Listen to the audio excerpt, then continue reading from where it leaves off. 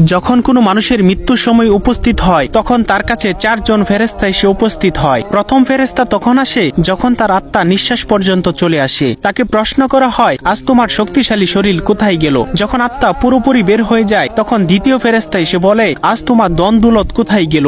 দুনিয়াতে যা নিয়ে তুমি গর্ব করিতে। এরপর যখন জানাজা উঠানো হয় তখন তৃতীয় ফেরেশতা এসে বলে, আজ তুমি এমন এক লম্বা সফরে বের হচ্ছ যা এর আগে কখনো করো নাই। আজ তোমাকে এমন এক ঘরে শোয়ানো হবে যেখানে নিঃশ্বাস ফেলানোর জায়গা পর্যন্ত নেই। যখন তাকে কবরে শোয়ানো হবে তখন চতুর্থ ফেরেশতা এসে বলবে, কাল পর্যন্ত তুমি জমিনে চলাচল করেছ, আজ তুমি জমিনের নিচে শুয়ে আছো। কাল তুমি হাসছিলে, আজ তুমি কান্না করছো। কাল পর্যন্ত সবাই তোমার সঙ্গী ছিল, কিন্তু আজ তুমি একা। কোথায় তোমার আদরের স্ত্রী সন্তান যাদের জন্য তুমি মাথার ঘাম পায়ে ফেলে উপার্জন করেছিলে? আজ কেউ তোমার সঙ্গী হবে না একমাত্র আল্লাহ ছাড়া।